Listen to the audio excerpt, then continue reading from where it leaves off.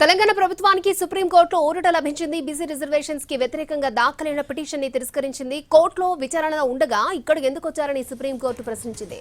Telangana high court stay ఇవ్వడానికి నిరాకరించిందని lawyer అంటే అక్కడ స్టే ఇవ్వడానికి నిరాకరిస్తే ఇక్కడికి వస్తారా అని సుప్రీంకోర్టు ప్రశ్నించింది.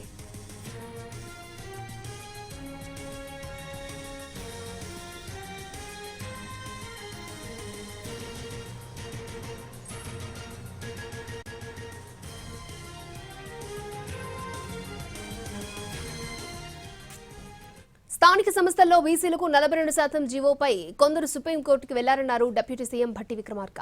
ప్రభుత్వ నిర్ణయానికి వ్యతిరేకంగా వేసిన పిటిషన్ ని సుప్రీంకోర్టు డిస్మిస్ చేసిందన్నారు ఆయన. తెలంగాణ ప్రభుత్వం తరపున బలమైన వాదనలు వినిపించామని 42% రిజర్వేషన్స్ పై స్పష్టమైన వైఖరితో ఉన్నాము అంటున్న భట్టితో మా ప్రతినిధి రాజు ఫేస్ టు ఫేస్.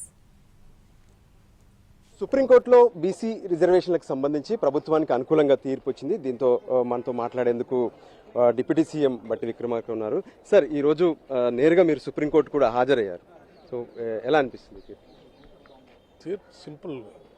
రాష్ట్ర ప్రభుత్వం ఎంత చిత్తశుద్ధితో ఓబీసీల కోసం 42% రిజర్వేషన్ కల్పించాలని నిర్ణయం చేసి ముందుకు పోతా ఉందో, దానికి సరే కొద్దిమంది వ్యక్తులు సుప్రీంకోర్టుకు వచ్చి వ్యతిరేకంగా ఆ జియోకు వ్యతిరేకంగా ఇక్కడ సుప్రీంకోర్టుకు వచ్చారు.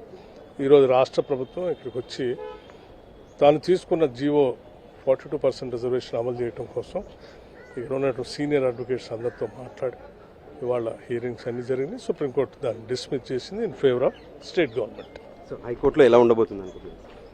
హైకోర్టులో కూడా సాధ్యమైనంత వరకు ఈ కేసు న్యాయబద్ధమైంది కాబట్టి తప్పనిసరిగా అక్కడ కూడా అడ్వకేట్స్ రాష్ట్ర ప్రభుత్వం తీసుకున్న స్టాండ్ని విత్ స్టాటిస్టిక్స్తో సహా హైకోర్టు ముందు వారి గౌరవ న్యాయస్థానం దృష్టి తీసుకొని వస్తారు. స్థానిక సంస్థల ఎన్నికలు బీసీలకు 42% రిజర్వేషన్లతో జరగబోతున్నాయి. జరగాలని రాష్ట్ర ప్రభుత్వం యొక్క ప్రగాఢ వాంఛ. అందుకోసమే ఇంత కష్టపడి సిపిఎక్ సర్వే చేయటం కానీ, శాసనసభలో బిల్లు పెట్టడం కానీ, లేకపోతే క్యాబినెట్లో గౌరవ ముఖ్యమంత్రి రేవంత్ రెడ్డి గారు దాన్ని రాహుల్ గాంధీ గారు చెప్పిన నిర్ణయాన్ని క్యాబినెట్లో నిర్ణయం తీసుకొని క్యాబినెట్ ద్వారా మళ్ళీ శాసనసభలో పెట్టి శాసనసభలో బిల్ పాస్ చేసి క్యాబినెట్ శాసనసభ యునానిమస్గా.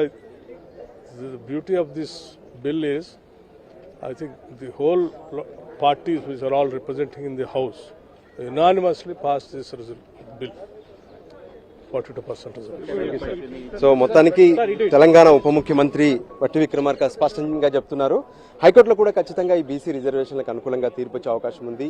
స్థానిక సంస్థల ఎన్నికలు ఖచ్చితంగా బీసీలకు 42% రిజర్వేషన్లతోనే జరగాలని చెప్పి ప్రభుత్వం సంకల్పంతో ఉందనే విషయాన్ని ఆయన స్పష్టం చేస్తున్నారు. కెమెరా పర్సన్ సంజయ్తో కలిసి రాజు, ఎన్టీవీ.